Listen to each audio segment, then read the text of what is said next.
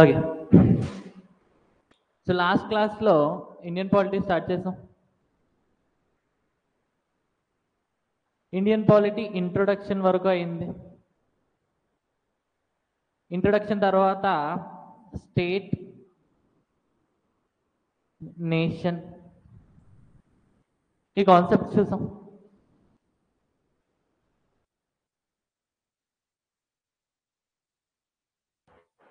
Okay.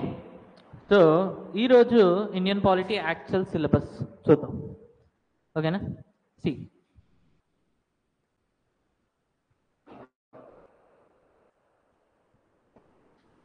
Syllabus అని heading పెట్టుకోండి.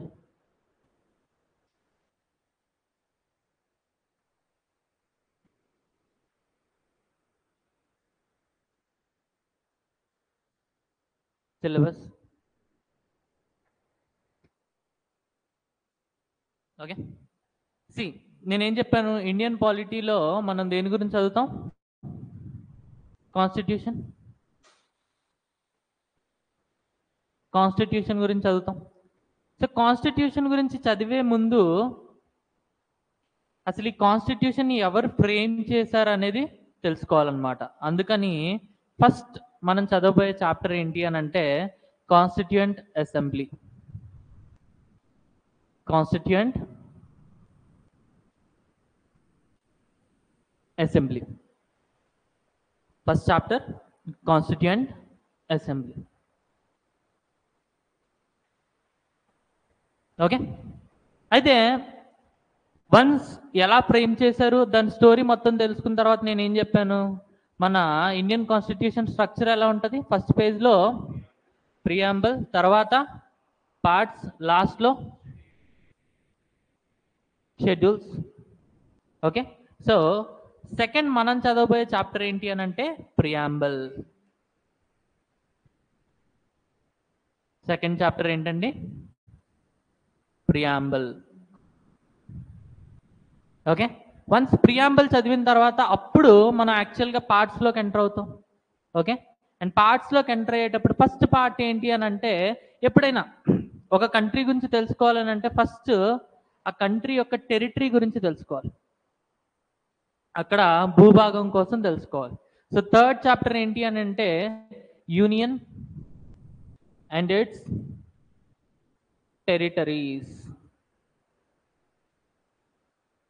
Union and its territories. తర్వాత వన్స్ యూనియన్ గురించి తెలుసుకున్నాం, అక్కడున్న టెరిటరీస్ గురించి తెలుసుకున్నాం. ఓకే. ఇప్పుడు ఆ టెరిటరీలో ఎవరైతే జనాలు ఉంటున్నారో వాళ్ళు సిటిజన్సా కాదా అని మనం డిసైడ్ చేయాలి. ఓకే. సో దానికోసం మనం చదువుకునే చాప్టర్ ఏంటి అని అంటే సిటిజన్షిప్. ఈ చాప్టర్ ద్వారా ఏదైతే టెరిటరీ చూసామో ఆ టెరిటరీలో ఎవరైతే జనాలు ఉన్నారో వాళ్ళు సిటిజన్సా కాదా అని చెప్పి డిఫరెన్షియేట్ చేస్తాం. నెక్స్ట్ వన్స్ సిటిజన్స్ అని చెప్పి డిసైడ్ అయిన తర్వాత ఇప్పుడు వాళ్ళకి కొన్ని రైట్స్ ఇవ్వాలి. సిటిజన్స్కి రైట్స్ ఇస్తాం, ఏలియన్స్కి రైట్స్ ఇస్తాం. సో ఆ రైట్స్ అన్నీ కూడా మనం నెక్స్ట్ చాప్టర్లో చదువుకుంటాం, which is fundamental rights. Fundamental rights.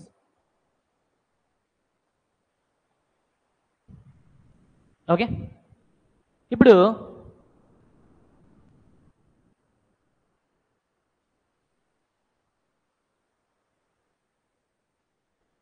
ఇప్పుడు గవర్నమెంట్ ఉంటుంది. గవర్నమెంట్ అక్కడున్న సిటిజన్స్ కోసం కానీ అక్కడున్న ప్రజల కోసం కానీ లాస్ తయారు చేస్తుంది. లాస్ తయారు చేసేటప్పుడు వాళ్ళు ఎలా పడితే అలా లాస్ తయారు చేయకుండా వాళ్ళకి కాన్స్టిట్యూషన్ నుంచి కొన్ని డైరెక్టివ్స్ ఇచ్చాం అనమాట.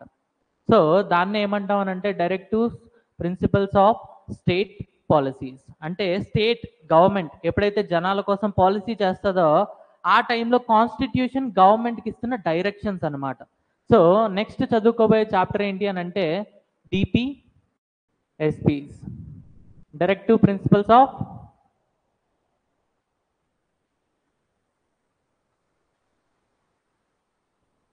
State policies. Directive principles of state policies. These are the directions given to the state while making policies. Okay, దాని తర్వాత అంటే ఇది బేసిక్గా ఇండియన్ కాన్స్టిట్యూషన్లో ముందు లేదు, కానీ రష్యాలో ఏంటి అని అంటే జనాలకి రైట్స్ ఉంటాయి, సిటిజన్స్కి రైట్స్ ఉంటాయి. ఆ రైట్స్తో పాటు సిటిజన్స్కి ఏంటి అని అంటే డ్యూటీస్ కూడా ఉంటాయి. సో మనం రష్యా దగ్గర నుంచి ఇన్స్పైర్ అయ్యి ఫండమెంటల్ డ్యూటీస్ని మన కాన్స్టిట్యూషన్లో ఇంట్రడ్యూస్ చేసాం అనమాట. Fundamental duties. సో మనం చదువుకోబోయే నెక్స్ట్ చాప్టర్ ఏంటి అని అంటే ఫండమెంటల్ డ్యూటీస్. సో ఇదంతా మన part 1 of the syllabus.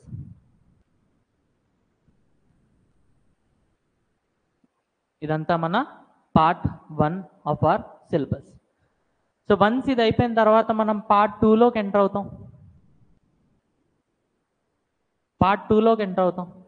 So part 2లో ఏంటి అని అంటే first will start with union government, కేంద్ర ప్రభుత్వం.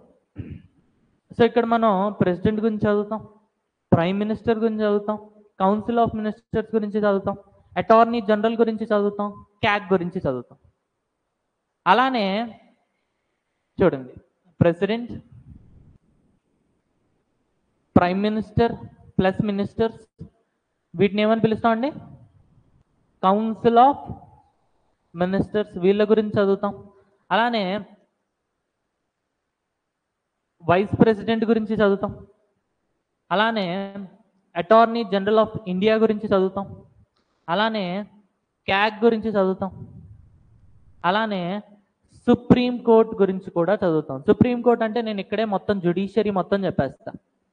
జ్యుడిషియరీలో సుప్రీం కోర్ట్ కానీ, హైకోర్టు కానీ, అలానే సబార్డినేట్ కోర్ట్స్ కానీ అంతా కూడా మనం ఇక్కడే చదువుతాం.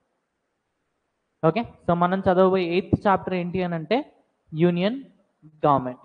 దీంతో పాటు ఇక్కడ మనం చదివేది ఏంటి అని అంటే లెజిస్లేచర్, విచ్ మీన్స్ పార్లమెంట్, అంటే అబౌట్ లోక్సభ, రాజ్యసభ. అలానే ఒక బిల్ అనేది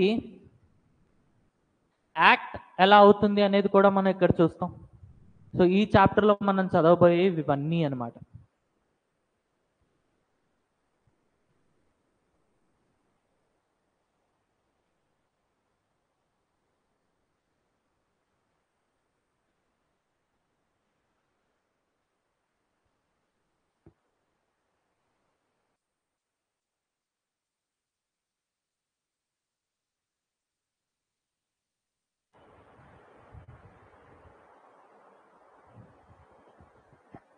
okay,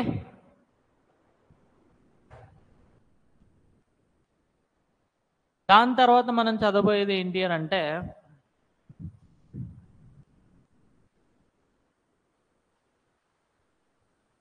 emergency. 3 types of emergencies ఉంటాయి. నేషనల్ ఎమర్జెన్సీ, అలానే ప్రెసిడెంట్స్ రూల్, అలానే ఫైనాన్షియల్ ఎమర్జెన్సీ. సో ఆ 3 టైప్స్ ఆఫ్ ఎమర్జెన్సీస్ చదువుతాం.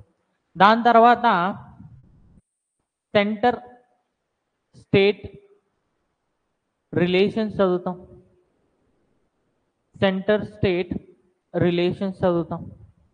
సెంటర్కి స్టేట్కి మధ్యలో రిలేషన్స్ ఏంటి అనేది చదువుతాం. దాని తర్వాత మనం చదవబోయేది ఏంటి అని అంటే స్టేట్ గవర్నమెంట్. ఇందులో గవర్నర్ గురించి, చీఫ్ మినిస్టర్ గురించి, మినిస్టర్స్ గురించి, వీళ్ళ గురించి చదువుతాం. అలానే స్టేట్ లెజిస్లేటివ్ అసెంబ్లీ గురించి, స్టేట్ లెజిస్లేటివ్ కౌన్సిల్ గురించి మనం ఇందులో చదువుతాం. ఓకే, నెక్స్ట్ లోకల్ గవర్నమెంట్స్, అంటే పంచాయత్ రాజ్ ఏ అమెండ్మెంట్ అండి? 73rd constitutional amendment act 1992. అలానే అర్బన్ లోకల్ బాడీస్. సో మనం చదవబోయే 12th చాప్టర్ ఏంటి అని అంటే లోకల్ గవర్నమెంట్స్. దీని తర్వాత సో ఈసారి కొత్తగా నేను సిలబస్లో ఇంక్లూడ్ చేస్తుంది ఏంటి అని అంటే election plus election commission plus political parties.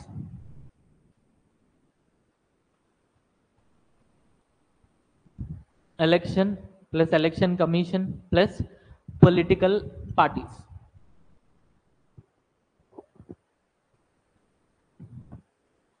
దీని తర్వాత మనం చదవబోయేది ఏంటి అని అంటే constitutional and non constitutional bodies. Constitutional and non constitutional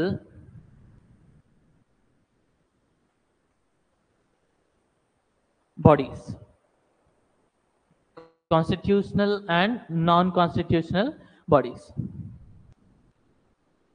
దాని తర్వాత మనం చదవబోయే లాస్ట్ చాప్టర్ ఏంటి అని అంటే constitutional history of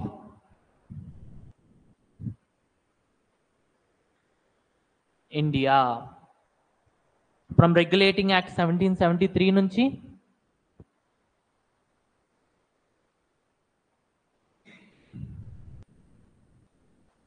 constitution of India 1950. ఈ జర్నీ మొత్తం ఇందులో చూస్తాం అన్నమాట.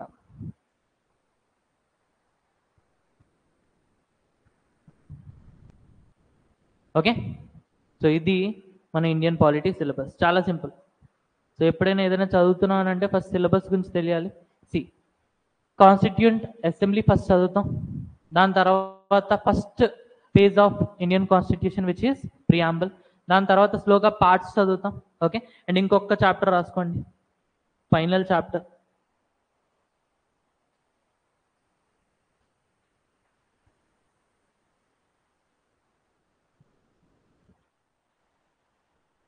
Sixteenth parts of Indian constitution.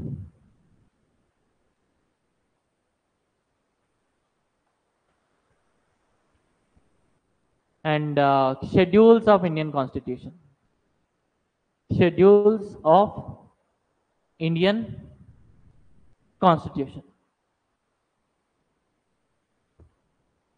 Parts of Indian Constitution and schedules of Indian Constitution. Okay, so మొత్తం 17 chapters. Fine. ఈ రెండు మీకు లాస్ట్కి వచ్చేసేటప్పటికి ఇవి క్లారిటీ వచ్చేస్తాయండి. వీటికి సెపరేట్గా చదవాల్సిన అవసరం లేదు. ట్రస్ట్ మీ, ఈసారి నేను కోర్స్ అలానే డిజైన్ చేశాను. ఫైన్. సో ఈరోజు మనం ఫస్ట్ చాప్టర్ స్టార్ట్ చేద్దాం, which is constituent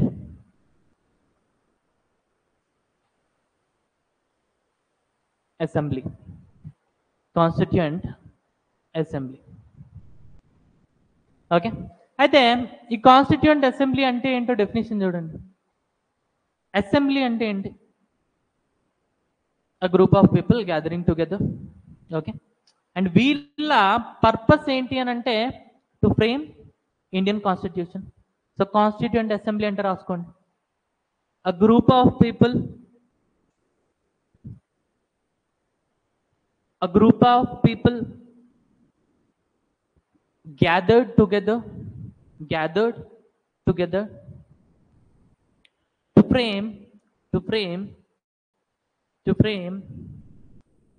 Indian Constitution. To frame Indian Constitution. To frame Indian Constitution.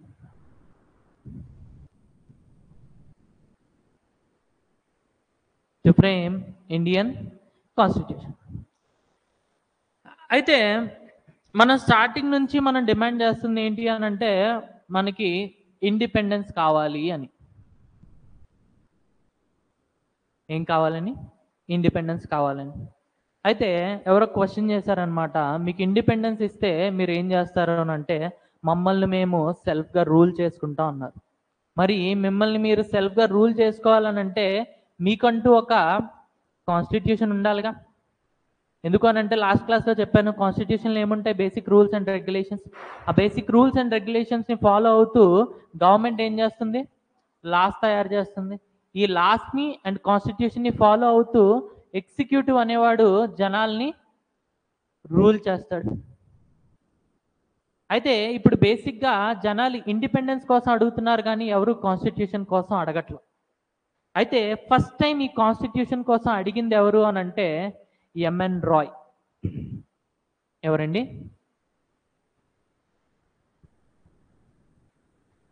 Manavendranath Roy demanded for the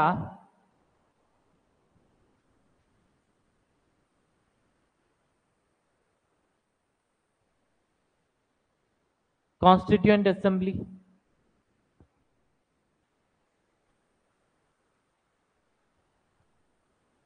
for the first time.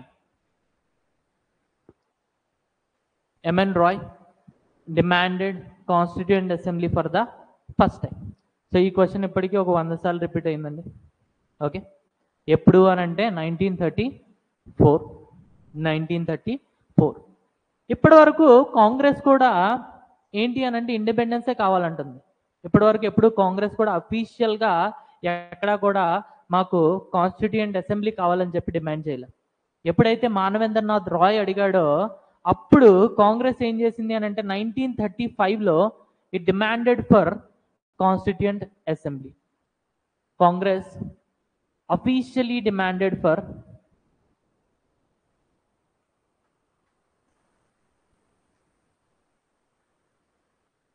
Constituent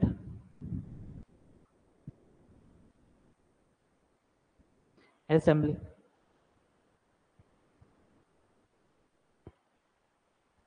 Congress officially demanded for Constituent Assembly. అయితే ఏమైనా response వచ్చిందా అని అంటే no response. Britishers దగ్గర నుంచి no response. దాని తర్వాత ఇంకో 3 years ఆగి ఈసారి నెహ్రూ డిమాండ్ చేశాడు. Nehru is part of Congress, but ఈసారి ఏంటి అని అంటే నెహ్రూ స్పెషల్గా డిమాండ్ చేశాడు.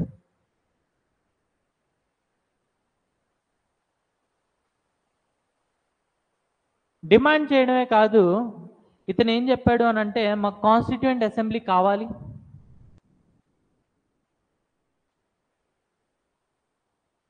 అయితే ఈ కాన్స్టిట్యూయెంట్ అసెంబ్లీలో ఎవరు ఉండాలి అని అంటే only Indians. We need a constitution made by Indians. So ఇతని డిమాండ్తో పాటుగా ఇంకా ఎక్స్ట్రా ఏం డిమాండ్ చేశాడు, ఓన్లీ ఇండియన్స్ మాత్రమే ఉండాలి కాన్స్టిట్యూయెంట్ అసెంబ్లీలో అని చెప్పి డిమాండ్ చేశాడు. దాంతో పాటుగా ఈ ఇండియన్స్ అనే వాళ్ళు ఎవరు అని అంటే they are directly elected by the people అని చెప్పి చెప్పాడు. డైరెక్ట్లీ ఎలక్టెడ్ బై ద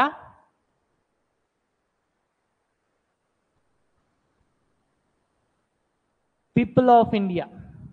వీళ్ళని ఎవరు ఎన్నుకుంటారు, భారతదేశపు ప్రజలు ఎన్నుకుంటారు. Based on universal adult franchise. Universal adult franchise. అయితే ఇప్పుడు యూనివర్సల్ అడల్ట్ ఫ్రాంచైజ్ పరంగా ఓటింగ్ రైట్స్ ఎంత ఏజ్ వాళ్ళకి అని అంటే 18 years. బట్ అప్పట్లో యూనివర్సల్ అడల్ట్ ఫ్రాంచైజ్ పరంగా ఓటింగ్ రైట్స్ ఎంత వరకు అని అంటే 21 years. సో 1938లో జవహర్లాల్ నెహ్రూ కాన్స్టిట్యూయెంట్ అసెంబ్లీ కోసం డిమాండ్ చేశాడు. దాంతో పాటుగా ఎక్స్ట్రా ఏం డిమాండ్ చేశాడు అని అంటే మాకు కాన్స్టిట్యూయెంట్ అసెంబ్లీ కావాలి, కానీ ఈ కాన్స్టిట్యూయెంట్ అసెంబ్లీ ఇండియన్స్ ద్వారానే ఉండాలి. ఇందులో ఎవరు ఉండాలి, ఇండియన్సే ఉండాలి. అండ్ ఈ ఇండియన్స్ కూడా ఇండియన్ ద్వారా డైరెక్ట్లీ ఎలక్టెడ్ మెంబర్స్ అయి ఉండాలి. ఇండియన్స్ ద్వారా డైరెక్ట్లీ ఎలక్టెడ్ మెంబర్స్. అయితే ఎవరు ఓటింగ్ చేస్తారు అని అంటే based on universal adult franchise theory పరంగా ఓటింగ్ రైట్స్ ఉంటాయి. విచ్ మీన్స్ భారతదేశపు ప్రజలు ఎవరికైతే 21 years దాటాయో వాళ్ళందరూ కూడా ఓట్ వేయడానికి ఎలిజిబుల్ అని చెప్పి చెప్పాడనమాట. అయితే ఇక్కడ కూడా బ్రిటిషర్స్ ఏమైనా రెస్పాన్స్ ఇచ్చారా అని అంటే నో రెస్పాన్స్. ఫైనల్గా బ్రిటిషర్స్ మనకి రెస్పాన్స్ ఇచ్చింది ఎప్పుడు అని అంటే 1940. Through August offer. Through August offer. దీన్ని బట్టి మనకు బ్రిటిషర్స్ రెస్పాన్స్ ఇచ్చారనమాట. అయితే ఇక్కడ ఎక్కడైనా కాన్స్టిట్యూయెంట్ అసెంబ్లీని తయారు చేస్తాము అన్నారని అంటే అలా ఏం చెప్పలే. ఏం చెప్పారు అని అంటే ప్రజెంట్ వరల్డ్ వార్ 2 జరుగుతుంది, మాకు ఇండియా సపోర్ట్ కావాలి. ఎందుకు అని అంటే ఆ టైంలో ఉన్నదంతా కూడా బ్రిటిష్ ఇండియన్ ఆర్మీ, పేరుకి బ్రిటిష్ ఆర్మీ, అందులో ఉండే వాళ్ళందరూ కూడా ఇండియన్స్, ఓన్లీ ఆఫీసర్స్ మాత్రమే బ్రిటిషర్స్. సో మాకు మీ ఇండియన్స్ యొక్క సపోర్ట్ కావాలి, అప్పుడే మేము ఈ వరల్డ్ వార్ 2 గెలవగలం. ఎప్పుడైతే మేము వరల్డ్ వార్ 2 గెలుస్తామో వార్ అయిపోయిన తర్వాత మీ ఇండియన్స్ని మేము పిలిచి మీ ద్వారా ఒక కాన్స్టిట్యూయెంట్ అసెంబ్లీని తయారు చేయిస్తాం అని చెప్పారనమాట. ఎక్కడ కూడా క్లియర్గా మెన్షన్ చేసలేదు. ఓకే, అయితే దీన్ని మన ఇండియన్స్ ఏం చేశారని అంటే రిజెక్ట్ చేశారు. ఏం చేశారు? రిజెక్ట్ చేశారనమాట. Okay, so simple. మళ్ళీ ఒకసారి చూద్దాం. 1934లో first time Manavendranath Roy demand చేశాడు. దాని తర్వాత 1935లో కాంగ్రెస్ అఫీషియల్గా డిమాండ్ చేసింది. 1938లో జవహర్లాల్ నెహ్రూ డిమాండ్ చేశాడు. డిమాండ్ చేస్తూ ఈ కాన్స్టిట్యూయెంట్ అసెంబ్లీ ఇండియన్స్ మాత్రమే ఉండాలని చెప్పాడు. అండ్ ఈ ఇండియన్స్ అనేవాళ్ళు ఇండియన్స్ ద్వారా ఎన్నుకోబడాలని చెప్పాడు. దాని తర్వాత ఫస్ట్ టైం మనకి బ్రిటిషర్స్ ఎప్పుడు రెస్పాండ్ అయ్యారు అని అంటే 1940లో త్రూ అగస్ట్ ఆఫర్. ఓకే, ఈ అగస్ట్ ఆఫర్ అంటే ఏంటి అని అంటే ఇవన్నీ మీరు మోడర్న్ హిస్టరీలో చదువుతారు. ఓకే, సో ఇక్కడ మనం తెలుసుకోవాల్సింది ఏంటి అని అంటే ఫస్ట్ టైం వాళ్ళు రెస్పాండ్ అయింది ఎప్పుడు అని అంటే అగస్ట్ ఆఫర్ ద్వారా. ఓకే, అండ్ మనం ఏం చేసాము అని అంటే రిజెక్ట్ చేసాం.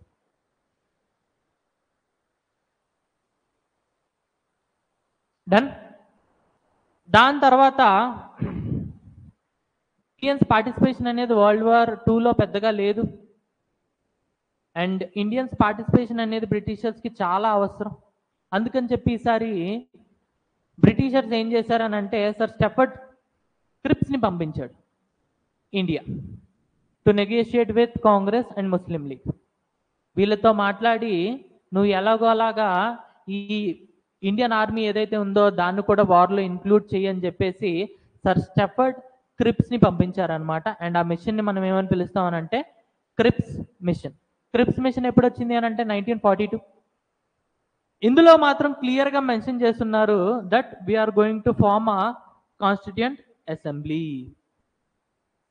అయితే ఈ కాన్స్టిట్యూయెంట్ అసెంబ్లీ అనేది ఎలా ఫామ్ అవుతుంది అని అంటే నెహ్రూ అడిగినట్టు డైరెక్ట్ ఎలక్షన్స్ కాదు. ఎలా అంటే ఇండైరెక్ట్ ఎలక్షన్స్. ఎలా అండి? Indirect elections. అయితే ఇండైరెక్ట్ ఎలక్షన్స్ ఎలా జరుగుతాయి అని అంటే by the members of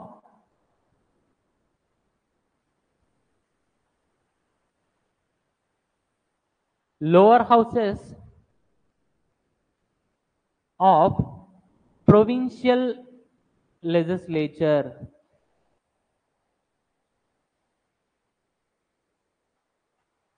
By the members of lower houses of provincial legislature. వీళ్ళ ద్వారా మేము ఎలక్షన్స్ కండక్ట్ చేస్తాం అండ్ వీళ్ళు కాన్స్టిట్యూయెంట్ అసెంబ్లీని ఎన్నుకుంటారు. ఎన్నుకున్న కాన్స్టిట్యూయెంట్ అసెంబ్లీ ఏం చేస్తుంది? కాన్స్టిట్యూషన్ ఆఫ్ ఇండియాని ఫ్రేమ్ చేస్తుంది అని చెప్పారనమాట. ఎందులో? క్రిప్స్ మిషన్లో. అయితే దీన్ని మనం ఏమైనా యాక్సెప్ట్ చేసామా అని అంటే దీన్ని కూడా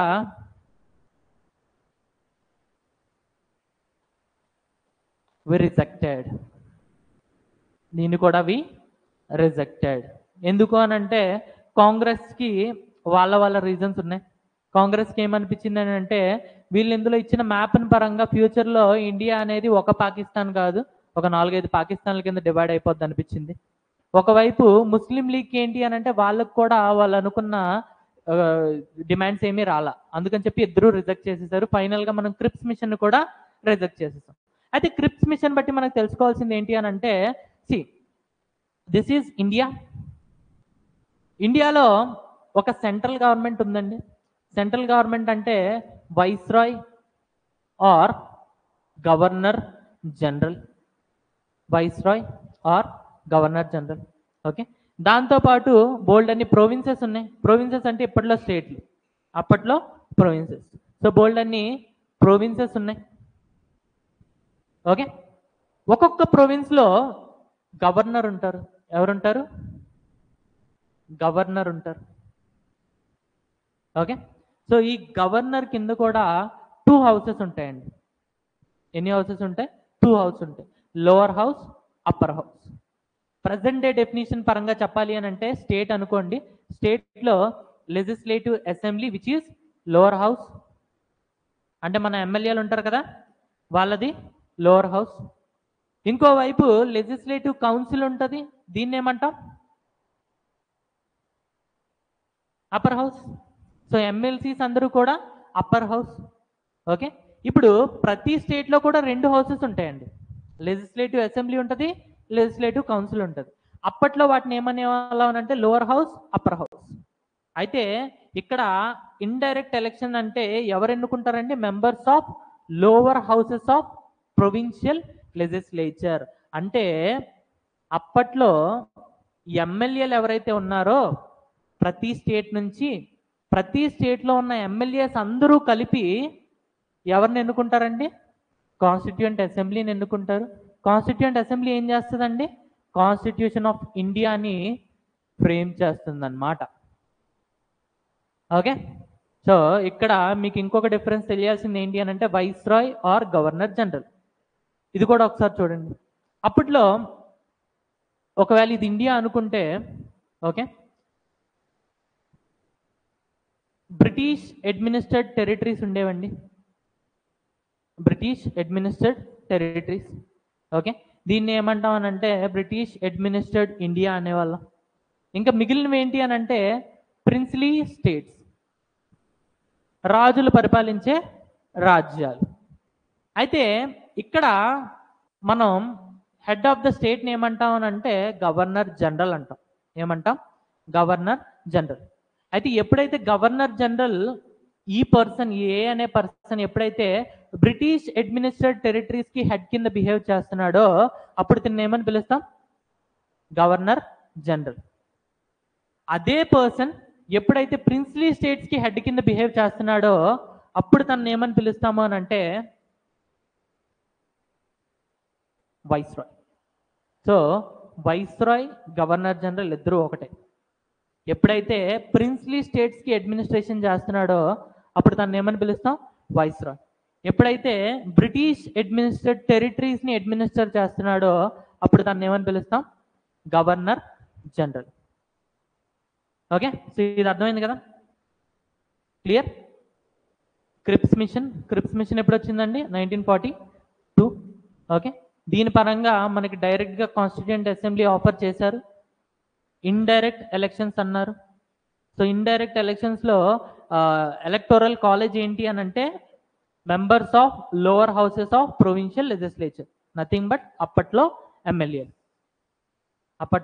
ఎమ్మెల్యేలు. ఓకే, అయితే దీన్ని కూడా మనం ఏం చేసామండి? రిజెక్ట్ చేసేసాం. దాని తర్వాత ఫైనల్గా బ్రిటిషర్స్ ఏం చేశారని అంటే ఫైనల్గా మనకి ఇంకొక ఆఫర్ ఇచ్చారు through cabinet machine.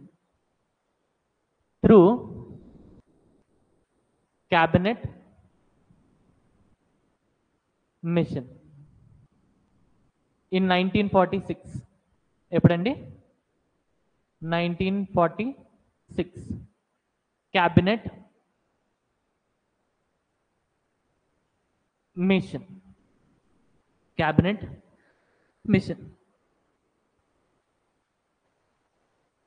Okay, first thing నేను క్యాబినెట్ మిషన్ అని ఎందుకు అంటాం అని అంటే ఇండియాలో ఇప్పుడు యూనియన్ గవర్నమెంట్ ఉంది కదా, యూనియన్ గవర్నమెంట్లో లెట్స్ సే హోమ్ మినిస్ట్రీ ఉంది అనుకోండి. హోమ్ మినిస్ట్రీ కింద బోల్డ్ డిపార్ట్మెంట్స్ ఉంటాయండి. ఏముంటాయి? డిపార్ట్మెంట్స్ ఉంటాయి. ఓకే, ప్రతి డిపార్ట్మెంట్కి కూడా ఒక మినిస్టర్ ఉంటారు. వాళ్ళని ఏమంటాం? మినిస్ట్రీ ఆఫ్ స్టేట్ అంటాం. అలానే ఇక్కడ కూడా ఒక మినిస్ట్రీ ఆఫ్ స్టేట్ ఉంటాడు, ఇక్కడ కూడా మినిస్ట్రీ ఆఫ్ స్టేట్ ఉంటాడు. వీళ్ళ కింద డెప్యూటీ మినిస్టర్స్ ఉంటారు. వీళ్ళ కింద ఎవరు ఉంటారు? డెప్యూటీ మినిస్టర్స్ ఉంటారు. ఓకే, సో ఈ డెప్యూటీ మినిస్టర్స్ అనేవాళ్ళు they are answerable to ministry of states. ఈ మినిస్ట్రీ ఆఫ్ స్టేట్స్ అందరూ కూడా దే ఆర్ ఆన్సరబుల్ టు ఒక మెయిన్ మినిస్టర్ ఉంటాడు కదా, అతన్ని ఏమంటాం అని అంటే క్యాబినెట్ మినిస్టర్. సో మన లాంగ్వేజ్లో చెప్పాలి అని అంటే అమిత్ షా ఎవరు అని అంటే క్యాబినెట్ మినిస్టర్. అలానే నిర్మలా సీతారామన్ ఉంది కదా, నిర్మలా సీతారామన్ కూడా ఫినాన్స్ మినిస్ట్రీకి క్యాబినెట్ మినిస్టర్. తన కింద ఫినాన్స్ మినిస్ట్రీలో బోల్డ్ అంతమంది మినిస్ట్రీ ఆఫ్ స్టేట్స్ ఉంటారు. ఓకే, వాళ్ళ కింద కావాలి అనుకుంటే డెప్యూటీ మినిస్టర్స్ ఉంటారు. But end of the day ఆ మినిస్ట్రీ యొక్క హెడ్ ఎవరు అని అంటే క్యాబినెట్ మినిస్టర్. అలానే మనం ఈ మినిస్ట్రీ సిస్టమ్ ఇవన్నీ ఎక్కడి నుంచి తీసుకున్నాం? బ్రిటన్ నుంచి. సో బ్రిటన్లో కూడా సేమ్ పద్ధతులే ఉండుంటాయి. అంటే ప్రతి మినిస్ట్రీకి ఒక హెడ్ ఉండి ఉంటాడు. ఆ హెడ్ని ఏమంటాం? క్యాబినెట్ మినిస్టర్ అంటాం. అలాంటి క్యాబినెట్ మినిస్టర్ని ఒక ముగ్గురిని పంపించారండి. 3 cabinet ministers are there in this cabinet mission. అందుకనే ఈ మిషన్ ఏమంటాం అని అంటే cabinet machine.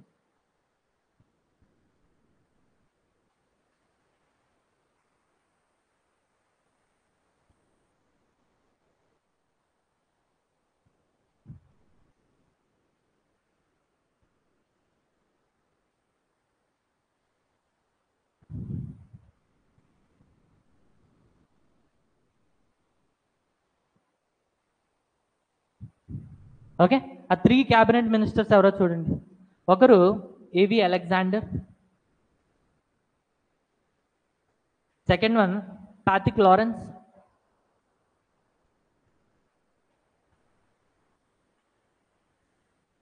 And third one వచ్చేసి sir Stafford Cripps. Sir Stafford Cripps. And third one వచ్చేసి sir Stafford Cripps. Okay, so ముగ్గురు క్యాబినెట్ మినిస్టర్స్ ఉన్నారు, అందుకని దీన్ని ఏమంటాం? క్యాబినెట్ మిషన్ అంటాం. ఓకే, అయితే ఈ క్యాబినెట్ మిషన్ ఇండియాకి పంపింది ఎవరు అని అంటే cabinet machine was sent to India by then Prime Minister of Britain,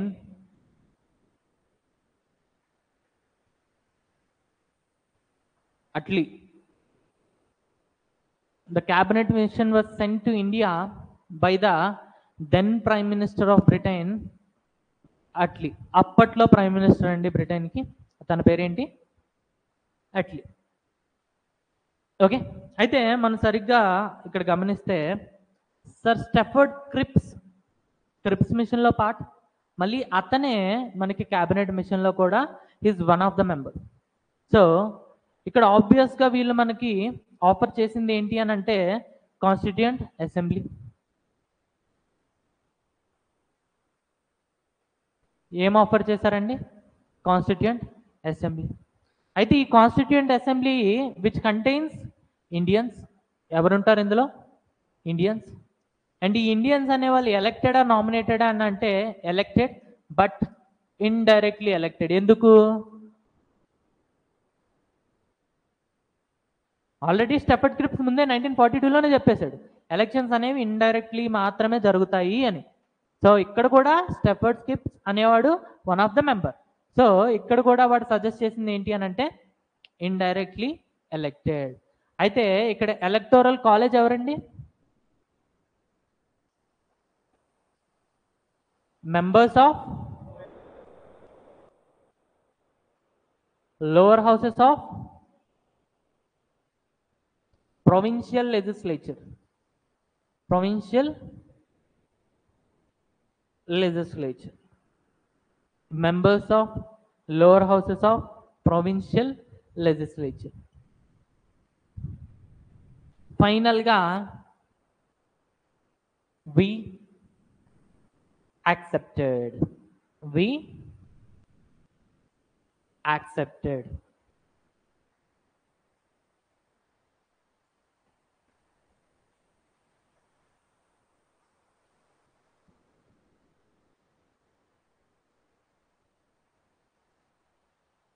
Final ga we accepted.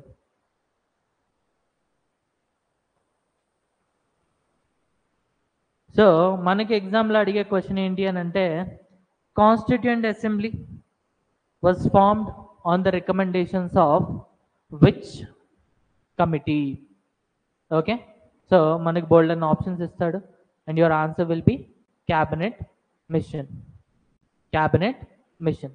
Okay, అయితే క్యాబినెట్ మిషన్ రికమెండేషన్స్ అని పెట్టుకోండి. క్యాబినెట్ మిషన్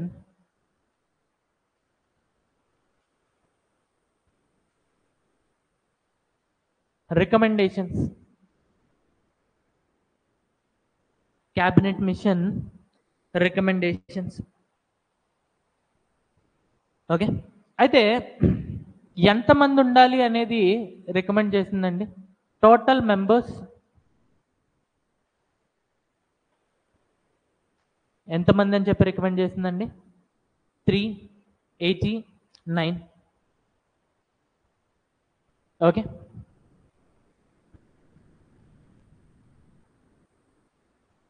అందులో 93 ఆర్ ఫ్రమ్ ప్రిన్స్లీ స్టేట్స్. 93 ఎక్కడి నుంచి అండి? Princely states. రిమైనింగ్ ఎన్ని మిగిలినాయి? 296. So 296 are from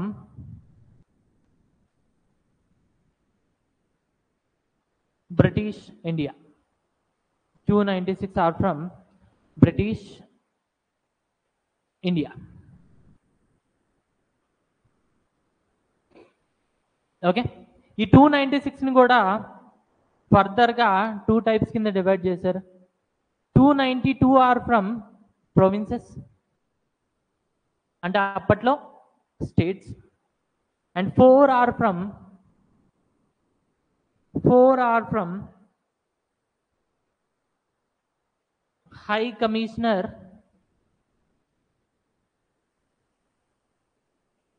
provinces.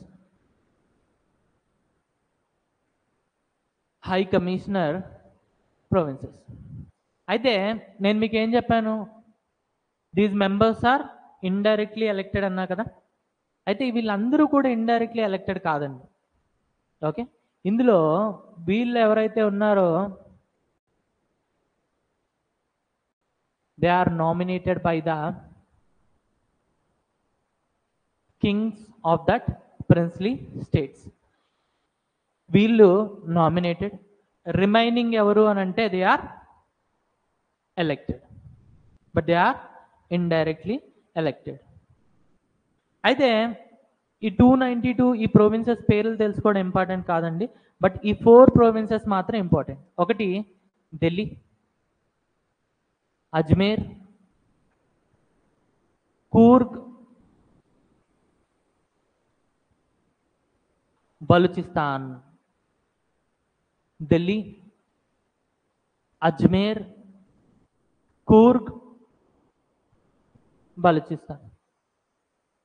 ఈ బలూచిస్తాన్ అడిగే ఛాన్సెస్ ఎక్కువ ఉన్నాయి. ఎందుకు అని అంటే రీసెంట్గా జాఫర్ ఎక్స్ప్రెస్ ఉంది కదా, సో దాన్ని హైజాక్ చేసింది ఎవరు అని అంటే Balochistan liberation army. So Pakistan map ఇలా ఉంటే, సో ఇక్కడ బలూచిస్తాన్ ఉంటుందండి. వీళ్ళు ఏంటి అని అంటే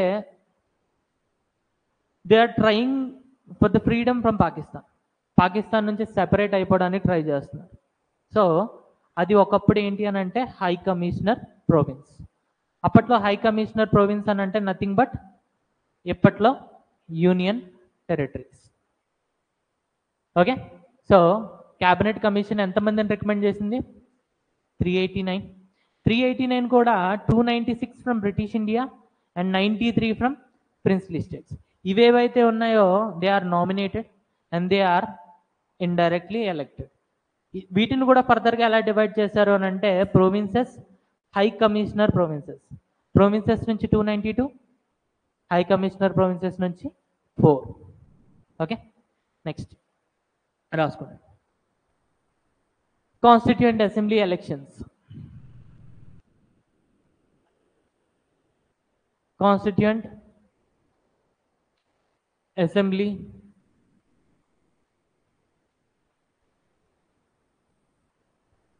elections. Constituent Assembly elections. First one. See, total members ఎంత అనుకున్నామండి? 389. అసలు 389 ఎందుకు తీసుకున్నారు? 400 తీసుకోవచ్చుగా, రౌండ్ ఫిగర్ ఉంటుంది, లేదా 450 తీసుకోవచ్చుగా, 300 తీసుకోవచ్చుగా. సో దీనికి కూడా ఒక స్పెసిఫిక్ రీజన్ ఉందండి. ఏంటి అని అంటే, 1 representative for every 10 lakh people. 1 representative for every 10 lakh people.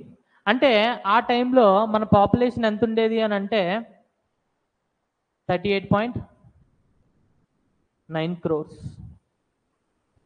So 38.9 crores-కి మనం ఎంతమంది రిప్రజెంటేటివ్ని ఇచ్చాము అని అంటే 389 రిప్రజెంటేటివ్స్. దాని అర్థం ఏంటి అని అంటే, ప్రతి 10 లక్షల మంది పీపుల్కి ఒక రిప్రజెంటేటివ్ అన్నమాట.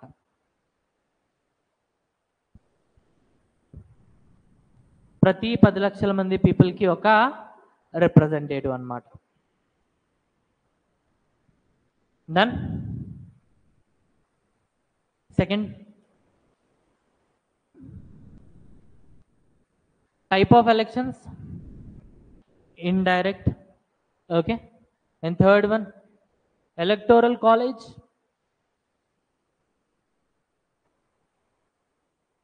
members of lower houses of provincial legislature.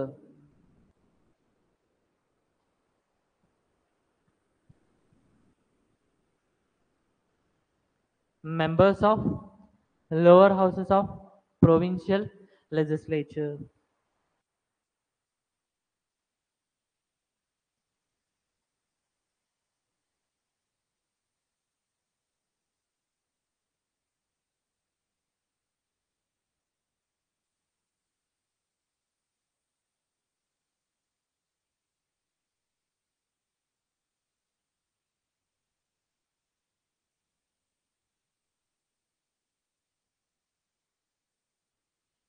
Okay.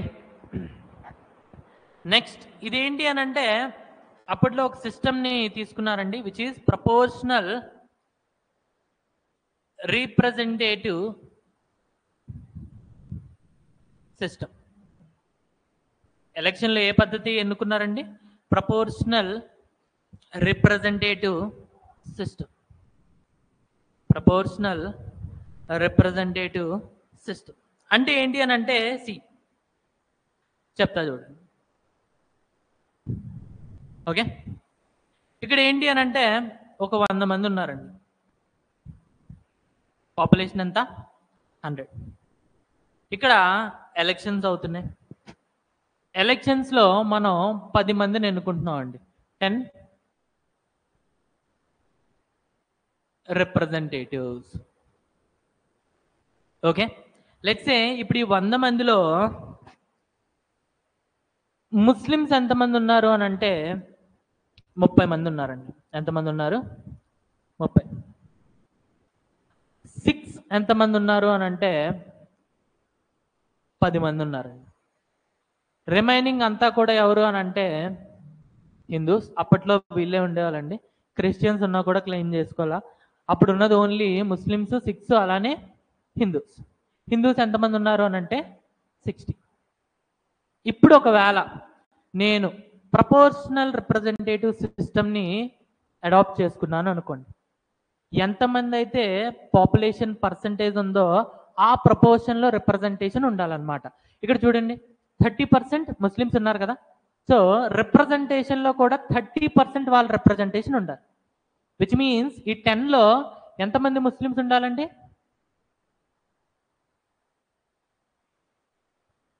అలానే 6 వచ్చేసి 10 మెంబర్స్ ఉన్నారు కదా. సో రిప్రజెంటేషన్లో కూడా వాళ్ళ ప్రపోర్షన్ ఎంతైతే ఉందో అంత రిప్రజెంటేషన్ ఉండాలి.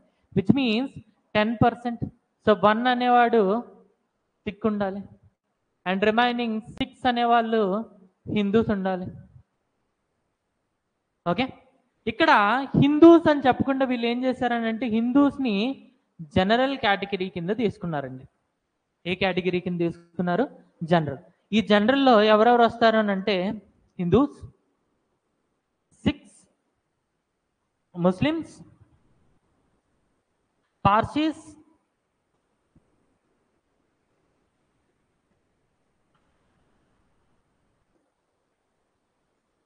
జైన్స్, వీళ్ళందరూ వస్తారనమాట. ఎందుకు అని అంటే బ్రాడ్ కేటగిరీ 3 కేటగిరీస్ కిందనే డివైడ్ చేశారు.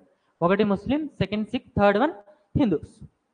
ఓకే, దీని పరంగా వీళ్ళు ఏం చేశారు అని అంటే ప్రపోర్షనల్ రిప్రజెంటేటివ్ సిస్టమ్ అన్నాం కదా. అయితే ఎప్పుడైనా ప్రపోర్షనల్ రిప్రజెంటేటివ్ సిస్టమ్ ఇవ్వాలన్నా కూడా అక్కడ మినిమం నెంబర్ ఆఫ్ సీట్స్ ఉండాలండి. ఎగ్జాంపుల్, ఇప్పుడు నేనేమన్నాను, ఎస్సీ వాళ్ళకి 50% రిజర్వేషన్ అన్నా. ఇప్పుడు అక్కడ ఒక సీటే ఉందనుకోండి, అక్కడ రిజర్వేషన్ వర్తించిద్దా? లేదు కదా. సో ఇక్కడ మనం సరిగ్గా చూసినట్టయితే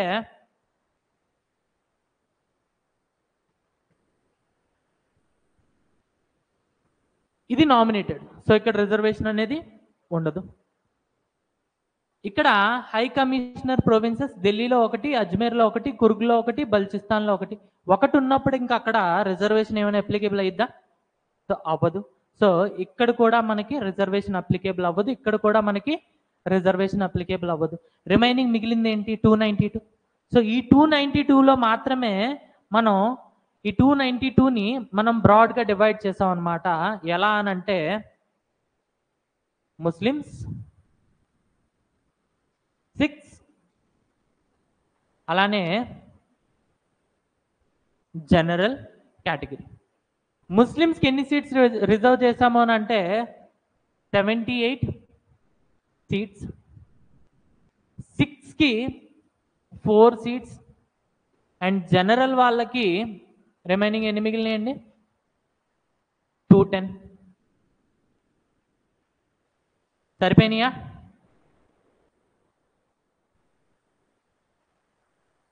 సరిపోయినాయా? సో ప్రపోర్షనల్ రిప్రజెంటేటివ్ సిస్టమ్ పరంగా ముస్లిమ్స్కి వాళ్ళ ప్రపోర్షన్లో 78 సీట్స్, అలానే సిక్స్కి వాళ్ళ ప్రపోర్షన్లో 4 సీట్స్, అలానే జనరల్ వాళ్ళకి వాళ్ళ ప్రపోర్షన్లో 210 సీట్స్ అనేవి రిజర్వ్ చేసాం అనమాట. రాసుకోండి ప్రపోర్షనల్ రిప్రజెంటేటివ్ సిస్టమ్ కింద.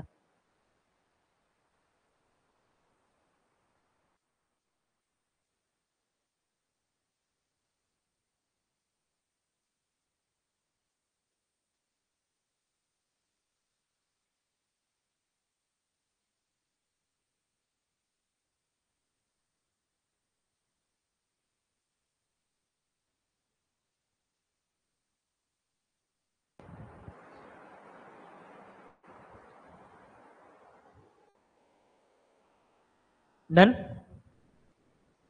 దాంతోపాటు ఇంకొకటి ఏంటి అని అంటే ఇక్కడ మనం ఒక మెథడ్ని అడాప్ట్ చేసుకున్నాం, which is single transferable vote. Single transferable vote. Single transferable vote. Okay, అంటే ఏం లేదండి. సి ఇక్కడ ఏంటి అని అంటే మనం నార్మల్ ఎలక్షన్స్లో ఏం చేస్తాం, ఏబిసి ముగ్గురు క్యాండిడేట్స్ ఉన్నారనుకోండి. ఓకే, ఎవరో ఒకరికే ఓటేస్తాం, ఎవరో ఒకరికే ఓటేస్తాం, which means we're rejecting the other 2 persons. Example, నేను ఇతనికి ఓటేసాను అనుకోండి, which means I'm rejecting A and person C. కానీ సింగిల్ ట్రాన్స్ఫరబుల్ ఓట్లో ఏంటి అని అంటే నేను ప్రిఫరెన్స్ ఇస్తానన్నమాట. ఎగ్జాంపుల్, నాకు బి కావాలి కాబట్టి నేను బికి ఫస్ట్ ప్రిఫరెన్స్ ఇస్తాను, సెకండ్ ప్రిఫరెన్స్ ఏకి ఇచ్చుకున్నా, థర్డ్ ప్రిఫరెన్స్ సికి ఇచ్చుకున్నా. అయితే ఇప్పుడు బికి నేను ఫస్ట్ ప్రిఫరెన్స్ ఇచ్చాను, అన్ఫార్చునేట్లీ బి అనేవాడికి అన్నిటికన్నా తక్కువ ఓట్స్ వచ్చి ఎలిమినేట్ అయిపోయాడు. అప్పుడు నా ఓటు కూడా పోయినట్టే కదా. ఇలాంటి సిచ్యువేషన్లో ఈ ఓట్ అనేది పోదండి, ఈ ఓట్ అనేది ట్రాన్స్ఫర్ అవుతుంది టు పర్సన్ ఏ. అందుకని దీన్ని ఏమంటాం, ఓట్ అయితే ఒకటే, but this vote is transferable. అందుకని దీన్ని ఏమని పిలుస్తాం అని అంటే సింగిల్ ట్రాన్స్ఫరబుల్ ఓట్.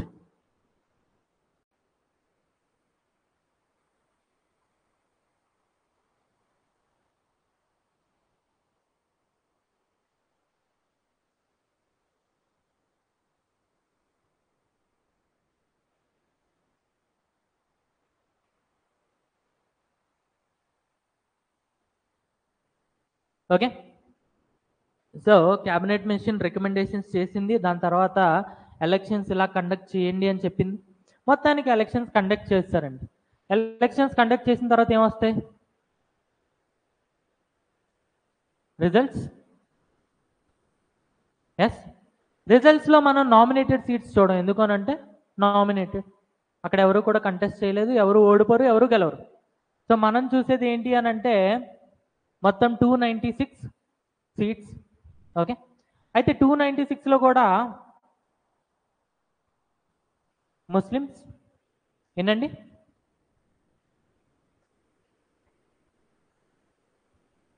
78, 6,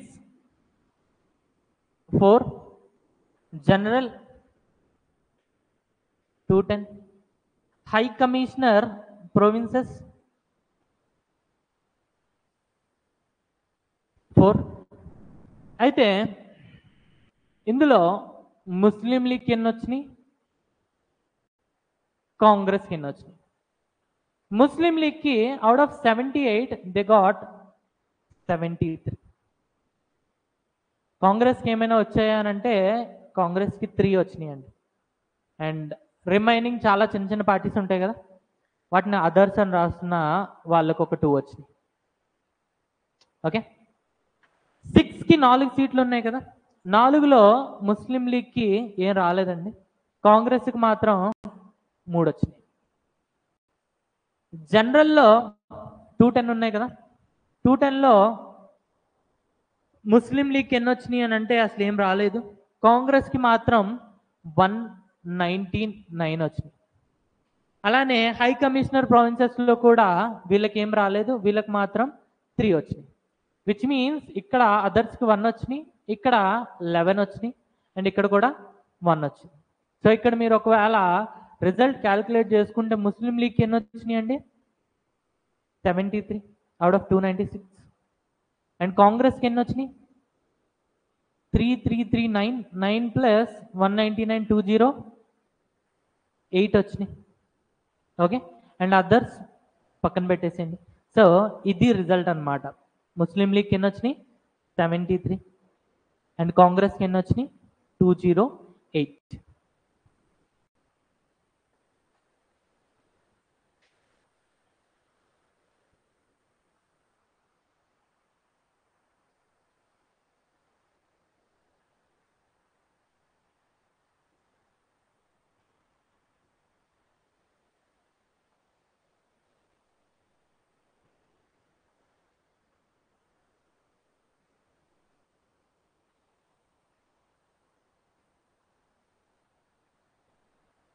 డన్.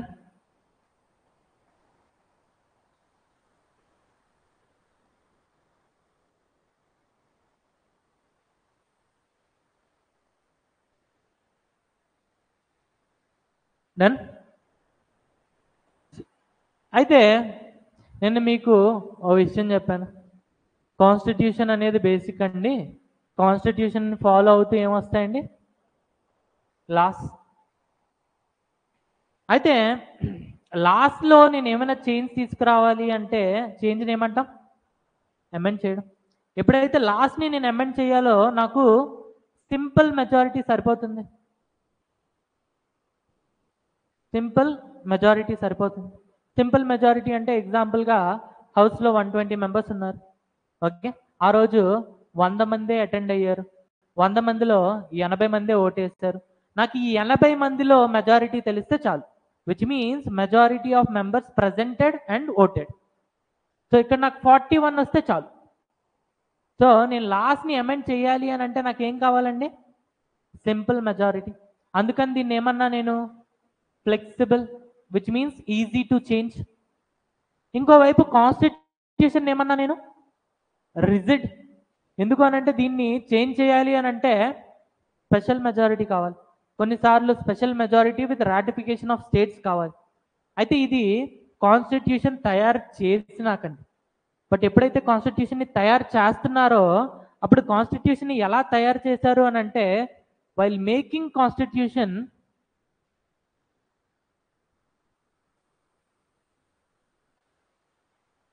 దేన్ని వాడారు అని అంటే సింపుల్ మెజారిటీ. వన్స్ కాన్స్టిట్యూషన్ తయారైపోయిన తర్వాత కాన్స్టిట్యూషన్ అమెండ్ చేయాలి అని అంటే మనకి ఏ మెజారిటీ కావాలి? Special majority. బట్ ఎప్పుడైతే కాన్స్టిట్యూషన్ తయారు చేస్తున్నారో ఆ టైంలో వాళ్ళు కాన్స్టిట్యూషన్ ఎలా పాస్ చేశారు అని అంటే సింపుల్ మెజారిటీ. ఓకే, అంటే ఎగ్జాంపుల్కి ఇప్పుడు పార్ట్ 1 ఉంది, union and its territories. 4 articles రాశారు, article 1, article 2, article 3, article 4. So ఇవన్నిటిని కలిపి ఒక పార్ట్ అన్నారు. ఈ పార్ట్ మీద డిస్కషన్ అయ్యిద్ది, డిబేట్ అయ్యిద్ది, ఓటింగ్ అయ్యిద్ది. ఓటింగ్లో సింపుల్ మెజారిటీ వచ్చిందని అంటే పార్ట్ 1 అనేది పాస్ అయిపోయినట్టే. అయితే ఇప్పుడు సింపుల్ మెజారిటీ సరిపోతుంది. ఒకవైపు చూస్తే టోటల్ నెంబర్ ఆఫ్ సీట్స్ అనేవి 389 ఉన్నాయి. 389 ఒక 93 పక్కన పెట్టేస్తే రిమైనింగ్ 296లో కాంగ్రెస్ దగ్గర ఎన్ని ఉన్నాయండి? 208 ఉన్నాయి. ముస్లిం లీగ్ దగ్గర ఎన్ని ఉన్నాయి? 773 ఉన్నాయి. ఇప్పుడు ఒకవేళ మొత్తం 389 మంది వచ్చారనుకుంది.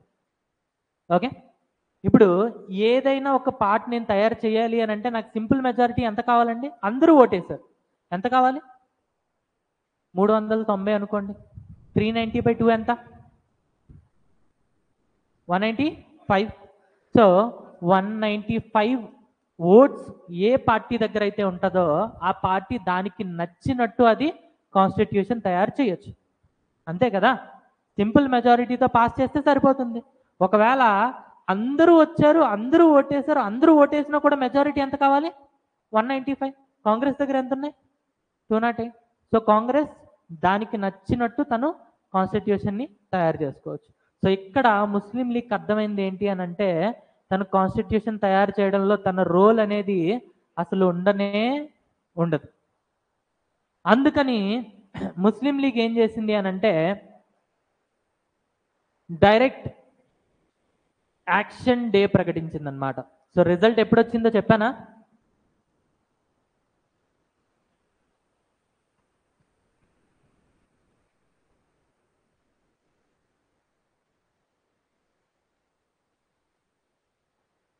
in the month of July, August of 1946.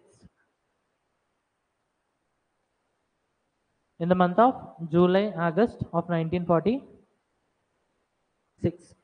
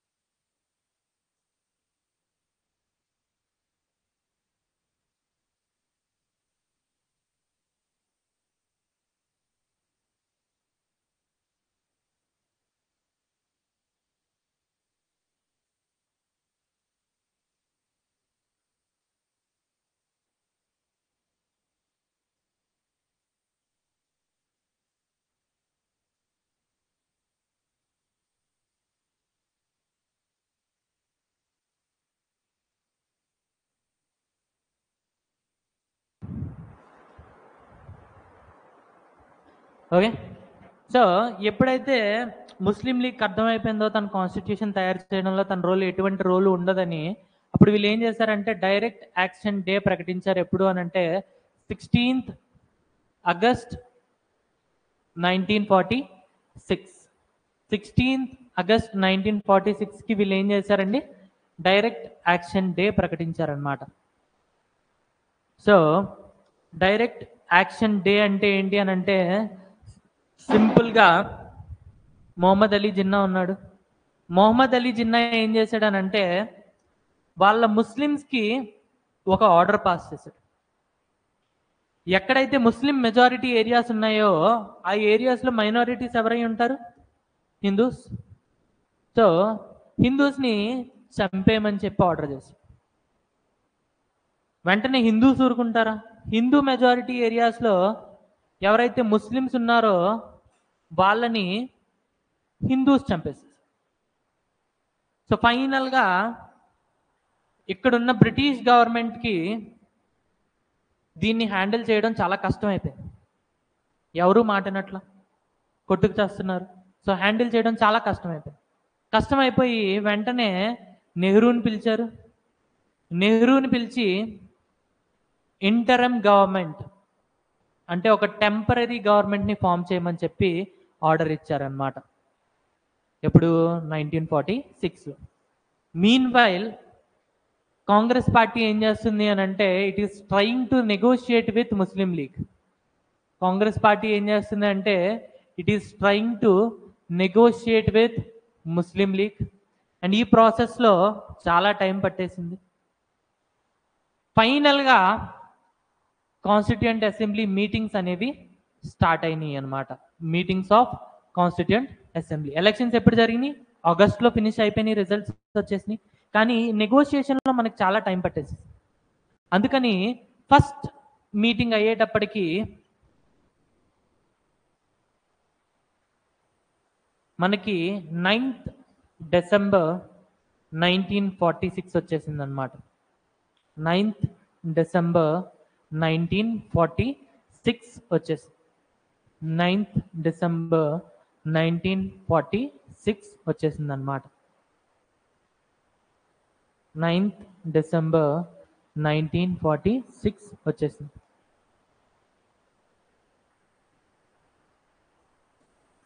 So మనకి ఎగ్జామ్లో అడిగే క్వశ్చన్ ఏంటి అని అంటే when is the first meeting of constituent assembly? ఎప్పుడండి? 9th December 1946. Okay, so importance అని పెట్టుకోండి.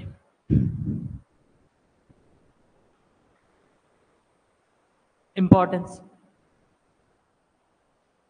ఓకే,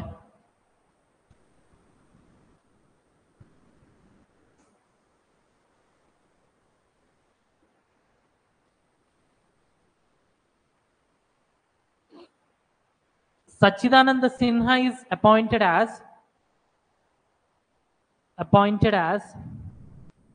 temporary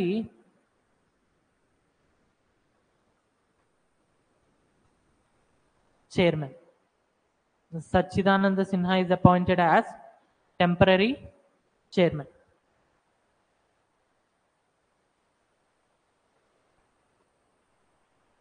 రాసుకోండి. His name was recommended by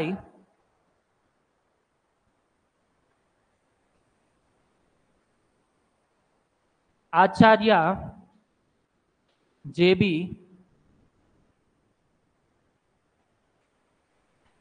Kripalani.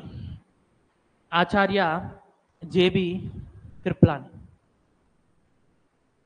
Acharya J.B. Kripalani.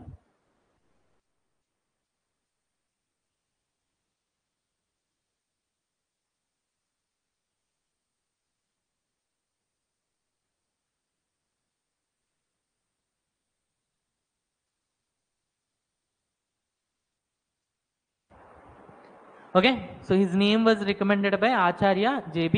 Kripalani. Okay, so Acharya J B Kripalani గుర్తుపెట్టుకోవడం చాలా ఈజీ అండి. ఇప్పుడు కాదు, మేము ప్రిపేర్ అయ్యేటప్పుడు ఇది చాలా రెగ్యులర్ క్వశ్చన్. ఏంటి అని అంటే Congress president at the time of independence. Regular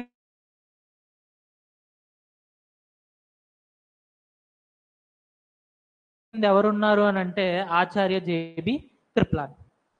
so అతను ఈ సచ్చిదానంద సిన్హా అనే నేమ్ని రికమెండ్ చేశాడు అనమాట.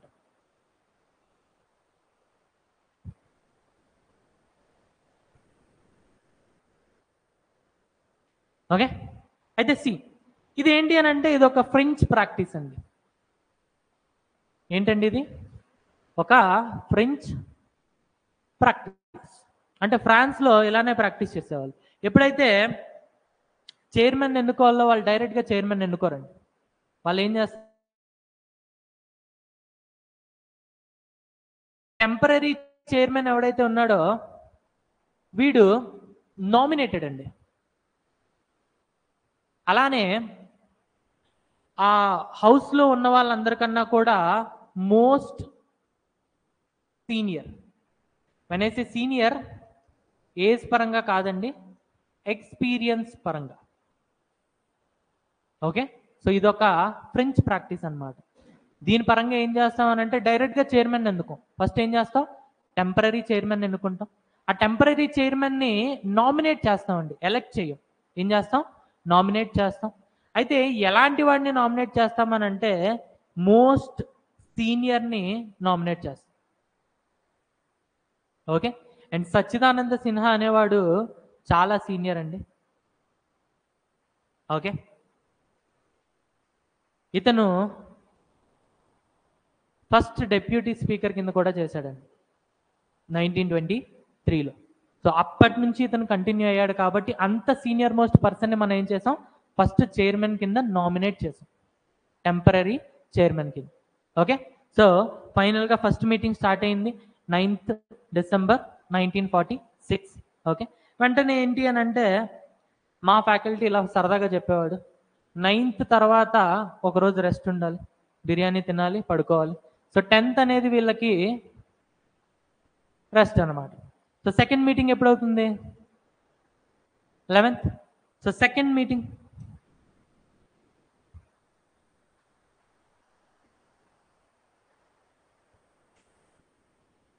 11th December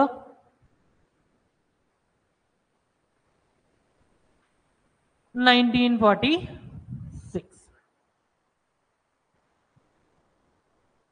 సెకండ్ మీటింగ్ ఎప్పుడైందండి, 11th December 1946. ఈ మీటింగ్లో ఏం జరిగింది, ఇంపార్టెన్స్ ఏంటి అని అంటే ఫస్ట్ థింగ్ టెంపరీ చైర్మన్ని నామినేట్ చేశారు. ఇప్పుడు ఈ టెంపరీ చైర్మన్కి ఉన్న డ్యూటీ ఏంటి అని అంటే పర్మనెంట్గా ఒక చైర్మన్ని ఎలెక్ట్ చేయాలి. సో హౌస్లో ఎంతమంది అయితే ఉన్నారో వాళ్ళందరికీ పిలిచి ఎవరెవరైతే చైర్మన్ కింద నించోవాలనుకుంటున్నారో ఫస్ట్ వాళ్ళని నించోమన్నారు. సో అలా 2-3 నించున్నారు. వాళ్ళ మధ్యలో ఎలక్షన్ కండక్ట్ చేశాడు. అలా ఫస్ట్ పర్మనెంట్ చైర్మన్ని ఎలెక్ట్ చేసుకున్నారు. ఎలెక్టెడ్ పర్మనెంట్ చైర్మన్ ఎవరండి, డాక్టర్ బాబు రాజేంద్ర ప్రసాద్. డాక్టర్ రాజేంద్ర ప్రసాద్.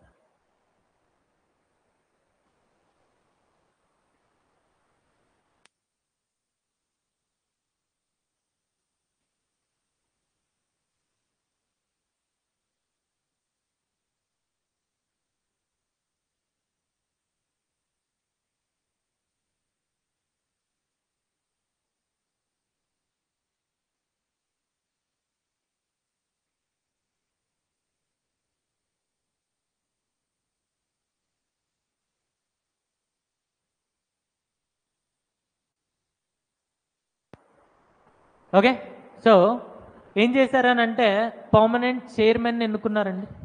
ఎవరు, డాక్టర్ రాజేంద్ర ప్రసాద్. సెకండ్ ఏంటి అని అంటే ప్రతిసారి చైర్మన్ ఉండడుగా, కొన్నిసార్లు జ్వరం వచ్చింది, కొన్నిసార్లు తర్వాత వచ్చింది, కొన్నిసార్లు మోషన్స్ పట్టుకుంటే, అలాంటి టైంలో ఈ చైర్మన్ రోల్ వేరే వాళ్ళు ఎవరో ఒకరు నిభాయించాలి కదా. అందుకని చెప్పి ఇదే రోజున they have elected deputy chairman. ఒక డిప్యూటీ చైర్మన్ కూడా ఎన్నుకున్నారనమాట. ఎవరు అని అంటే H C Mukherjee. H C Mukherjee. H C Mukherjee. So ఇప్పుడు మెయిన్ పర్పస్ ఏంటి అని అంటే మనం ఒక కాన్స్టిట్యూషన్ని తయారు చేయాలి. అయితే కాన్స్టిట్యూషన్ని తయారు చేయాలి అని అంటే ఎవరో ఒక గైడ్ ఉండాలి. ఎలాంటి వాడిని ఎన్నుకోవాలి అని అంటే ఆల్రెడీ తను కాన్స్టిట్యూషన్ తయారు చేసి ఉండాలి, మంచి ఎక్స్పీరియన్స్ ఉండాలి. అలాంటి వాళ్ళని గైడ్ కింద పెట్టుకున్నాం అనుకోండి, తను ఏం చెప్తాడనంటే బేసిక్గా ఇలా ఇలా ఉండాలి కాన్స్టిట్యూషన్ అని చెప్పి ఒక బేసిక్గా డ్రాఫ్ట్ ఇస్తాడు. ఆ డ్రాఫ్ట్ని ఫాలో అవుతూ మనం మన చేంజెస్ అనేవి మనం చేసుకోవచ్చు అనమాట. సో థర్డ్ థింగ్ వీళ్ళు ఏం చేశారు అని అంటే ఒక కాన్స్టిట్యూషనల్ గైడ్ని అపాయింట్ చేశారు. ఇతన్ని అపాయింట్ చేశారండి, ఇతన్ని ఎన్నుకోవాల, వీళ్ళిద్దరిని ఎలెక్ట్ చేశారు. ఓకే, సో కాన్స్టిట్యూషనల్ గైడ్ని అపాయింట్ చేశారు. ఎవరంటే B N Rao, Benagala Narasingarao.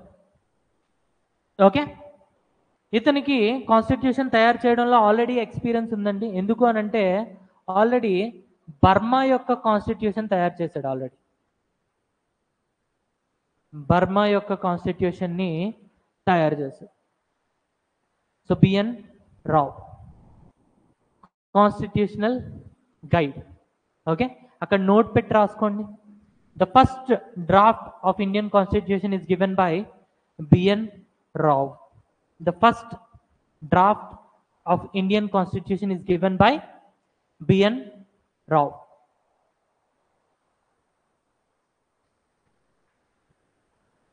The first draft of Indian Constitution is given by B.N. Rao. Okay, so ఇది సెకండ్ మీటింగ్ అండి. సెకండ్ మీటింగ్ ఎప్పుడు జరిగింది? 10th December 1946.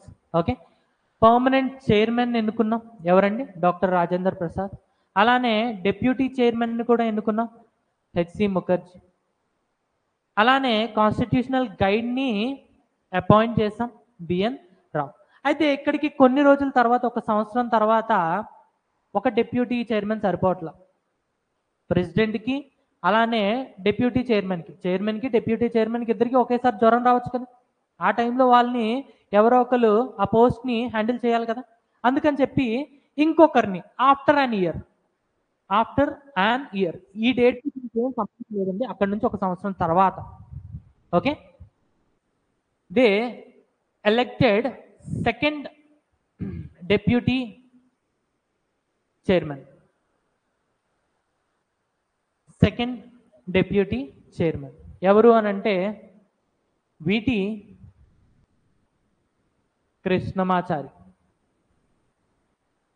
విటి Krishnamachari. విటి Krishnamachari. Okay, and ఇంకొకటి ఫస్ట్ మీటింగ్ దగ్గర రాసుకోండి.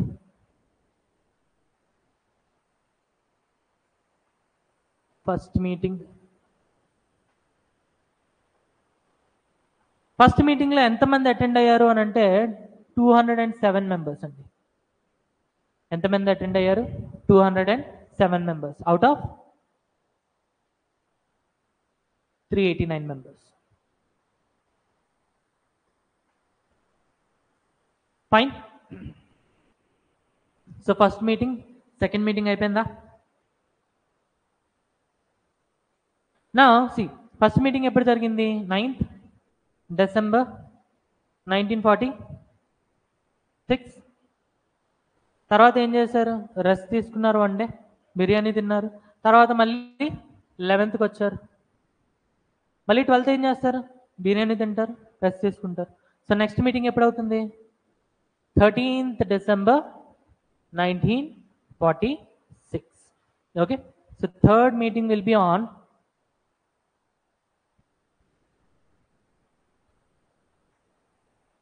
13th December 1946. Okay, so chairman ఎన్నుకున్నారు, అలానే డిప్యూటీ చైర్మన్ ఎన్నుకున్నారు, కాన్స్టిట్యూషనల్ గైడ్ని ఎన్నుకున్నారు. తను ఏంటి అని అంటే ఒక డ్రాఫ్ట్ ఇచ్చేసాడు, ఇలా ఉండాలి అని. అంటే ముందు ప్రియాంబుల్ పెట్టుకోండి, దాని తర్వాత పార్ట్స్ పెట్టుకోండి, లాస్ట్లో షెడ్యూల్ పెట్టుకోండి అని ఒక డ్రాఫ్ట్ ఇచ్చేసాడు.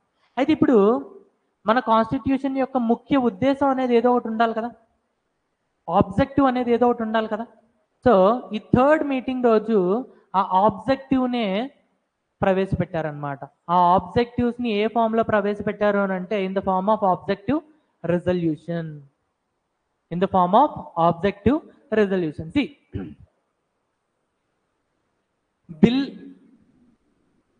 యాక్ట్, రెజల్యూషన్ 3 ఉంటాయండి. ఓకే, ఏదైనా చట్టం చేయాలి అని అంటే మనం ప్రవేశపెట్టేది ఏంటి అని అంటే బిల్. ఆ బిల్ ఎప్పుడైతే పాస్ అవుతుందో then it will become act. ఏదైనా ఒక డెసిజన్ తీసుకోవాలి అనుకుంటే మనం ప్రవేశపెట్టేది ఏంటి అని అంటే రెజల్యూషన్. ఆ రెజల్యూషన్ పాస్ అయితే జస్ట్ ఇంప్లిమెంట్ అవుతుందండి. ఓకే, ఇప్పుడు ప్రెసిడెంట్ని మనం పదవి నుంచి తీసేద్దాం అనుకుంటున్నాం, దాన్ని ఏమంటాం? అదొక డెసిజన్. సో దీనికోసం మనం ప్రవేశపెట్టాల్సింది ఏంటి అని అంటే రెజల్యూషన్, బిల్ కాదు. ఓకే, ఇప్పుడు సిటిజన్షిప్ యాక్ట్ ఉంది 2019లో, నేను అమెండ్ చేశాను. దానికోసం నేను ప్రవేశపెట్టాల్సింది ఏంటి అని అంటే బిల్. అర్థమైందా? సో ఇక్కడ నేను ఆబ్జెక్టివ్ రెజల్యూషన్ ప్రవేశపెడుతున్నా అంటే నేను ఒక ఆబ్జెక్టివ్ అనుకున్నా, ఆ ఆబ్జెక్టివ్ని నేను నా హౌస్లో పర్మిషన్ తీసుకుంటున్నా. ఒకవేళ వాళ్ళందరూ ఒప్పుకున్నారు అనుకోండి, ఈ ఆబ్జెక్టివ్ రిజల్యూషన్లో ఉన్న ఆబ్జెక్టివ్సే మన కాన్స్టిట్యూషన్లో ఉంటాయి అన్నమాట. సో థర్డ్ మీటింగ్లో జవహర్లాల్ నెహ్రూ ఏం చేశాడు అని అంటే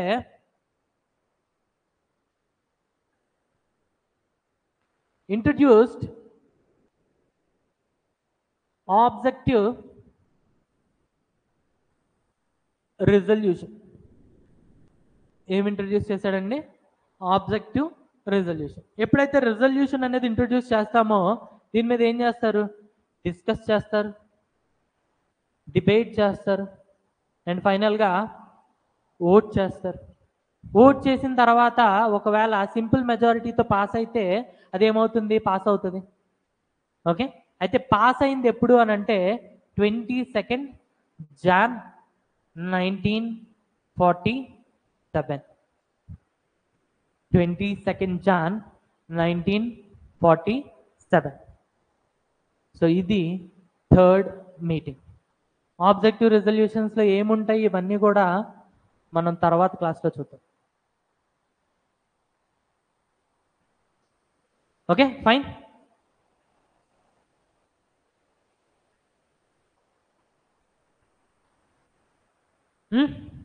ఓకే ఫైన్. సి క్విక్గా ఒకసారి రివిజన్ చేద్దాం. ఈరోజు క్లాస్లో మీకు ఏం చెప్పాను? కాన్స్టిట్యూయెంట్ అసెంబ్లీ అని స్టార్ట్ చేశా. కాన్స్టిట్యూయెంట్ అసెంబ్లీ అంటే a group of people assemble together to frame constitution. Okay, అయితే ఈ ఐడియా ఫస్ట్ ఎవరు ఇచ్చింది అని అంటే 1934లో ఎంఎన్ రాయ్. దాని తర్వాత కాంగ్రెస్ 1935లో, దాని తర్వాత జవహర్లాల్ నెహ్రూ 1938లో డైరెక్ట్ ఎలక్షన్స్ అన్నాడు, యూనివర్సల్ అడల్ట్ ఫ్రాంచైజ్ అన్నాడు. దాని తర్వాత ఫస్ట్ మనకు రెస్పాన్స్ ఎప్పుడు వచ్చింది అని అంటే 1940 ఆగస్ట్ ఆఫ్ మనం రిజెక్ట్ చేసాం. దాని తర్వాత 1942లో క్రిప్స్ మిషన్ వచ్చింది. క్రిప్స్ మిషన్ ఏం చెప్పింది? కాన్స్టిట్యూయెంట్ అసెంబ్లీని ఫామ్ చేస్తాం బట్ ఇండైరెక్ట్ ఎలక్షన్స్ అన్నారు. సో ఎలక్టోరల్ కాలేజ్ ఎవరన్నారు? Members of provincial houses of lower houses of provincial legislature. దాని తర్వాత 1946లో క్యాబినెట్ మిషన్ వచ్చింది. దీని క్యాబినెట్ మిషన్ అని ఎందుకు అంటాం అంటే క్యాబినెట్ మినిస్టర్స్ ఉంటారు. ఎంతమంది ఉన్నారు? 3. ఎవరెవరు? ఏవి అలెగ్జాండర్, పాతి క్లారెన్స్ అండ్ క్రిప్స్. ఓకే, వీళ్ళు ఏం చెప్పారు? వీళ్ళు కూడా క్యాబినెట్ మిషన్ ఫామ్ చేస్తా అన్నారు. ఎలా? Indirect elections, members of lower houses of provincial legislature. Okay, ఎంతమందిని ప్రపోజ్ చేశారు అని అంటే 389, 296 from British India and 93 from princely states. ఈ 296లో కూడా 292 from provinces and 4 from high commissioner provinces. ఏంటవి? ఢిల్లీ, అజ్మీర్, కూర్గ్ అండ్ బల్చిస్తాన్. ఓకే, అలానే ఇవేంటి అని అంటే నామినేటెడ్. వీటి దగ్గర మాత్రమే ఎలక్షన్స్ అవుతాయి. ఎలక్షన్స్ అయినాయి అని అంటే అయినాయి. ఎలా అని అంటే ప్రపోర్షనల్ రిప్రజెంటేటివ్ సిస్టమ్. ముస్లిమ్స్కి ఎన్ని అని అంటే 78, అలానే 6కి ఎన్ని అని అంటే 4, జనరల్కి ఎన్ని అని అంటే మిగిలినవన్నీ. ఓకే, అండ్ హై కమిషనర్ ప్రొవిన్సెస్కి ఎన్ని అని అంటే 4. ఎలక్షన్స్ జరిగినాయి, రిజల్ట్స్ ఎప్పుడు వచ్చినాయి అని అంటే జూలై ఆగస్ట్. సో వీళ్ళకి ఎన్ని వచ్చినాయి అని అంటే కాంగ్రెస్ ముస్లిం లీగ్కి 73. ఓకే, సో కాంగ్రెస్కి ఎన్ని వచ్చినాయి అని అంటే 3. ఓకే, ఇందులో కూడా కాంగ్రెస్కి 3, ఇందులో 199 అండ్ ఇందులో 3. సో ఫైనల్గా 208 అనేవి కాంగ్రెస్కి వచ్చినాయి అండ్ 73 అనేవి ముస్లిం లీగ్కి వచ్చినాయి. ముస్లిం లీగ్ తట్టుకోలేకపోయింది. సో తను చేసింది ఏంటి అని అంటే direct action day 16th August 1946. దాని తర్వాత ఫైనల్గా నెగోషియేషన్స్ చేసి ఫస్ట్ మీటింగ్ మనం ఎప్పుడు స్టార్ట్ చేస్తాం? 9th December 1946. ఎంతమంది అటెండ్ అయ్యారు అని అంటే 207 మెంబర్స్. ఓకే, సో ఇక్కడ రాసుకోండి, 389 మెంబర్స్ ఉన్నారు కదా, 389 మెంబర్స్లో 15 మెంబర్స్ ఉమెన్స్. ఎంతమంది? 15 మంది ఉమెన్స్. సో ఉమెన్స్ రిప్రజెంటేషన్ అనేది చాలా తక్కువ ఉంది. ఓకే, అండ్ ఫస్ట్ మీటింగ్లో ఏం చేసాం? టెంపరీ చైర్మన్ ఎన్నుకున్నాం. ఎవరు? Sachchidananda Sinha. Okay, senior most member in the house. Okay, అలానే 207 మెంబర్స్ అనే వాళ్ళు అపాయింట్ అయ్యారు, ఆ రోజు అటెండ్ అయ్యారు. And Sachchidananda Sinha name recommend చేసింది ఎవరండి? ఆచార్య జేబీ కృప్లాని. సెకండ్ మీటింగ్ ఎప్పుడు అని అంటే 11th December 1946. Permanent chairman ఎన్నుకున్నాం. ఎవరిని అని అంటే డాక్టర్ రాజేంద్ర ప్రసాద్. ఓకే, అలానే హెచ్సి ముఖర్జీని డెప్యూటీ చైర్మన్ కింద ఎన్నుకున్నాం. అలానే కొన్ని రోజుల తర్వాత విటి కృష్ణమాచారిని డెప్యూటీ చైర్మన్ కింద ఎన్నుకున్నాం. దాంతోపాటు బిఎన్ రావుని కాన్స్టిట్యూషనల్ గైడ్ కింద ఎన్నుకున్నాం. ఓకే, తనే మన ఇండియన్ కాన్స్టిట్యూషన్ యొక్క ఫస్ట్ డ్రాఫ్ట్ ఇచ్చాడనమాట. దాని తర్వాత 13th December 1946న థర్డ్ మీటింగ్ అయింది. ఈ థర్డ్ మీటింగ్ యొక్క ఇంపార్టెన్స్ ఏంటి అని అంటే నెహ్రూ ఆబ్జెక్టివ్ రెజల్యూషన్ అనేది ఇంట్రడ్యూస్ చేశాడు 13th December 1946న. అది ఎప్పుడు పాస్ అయింది అని అంటే 22nd Jan 1947. Okay, so objective resolution next క్లాస్లో చూద్దాం.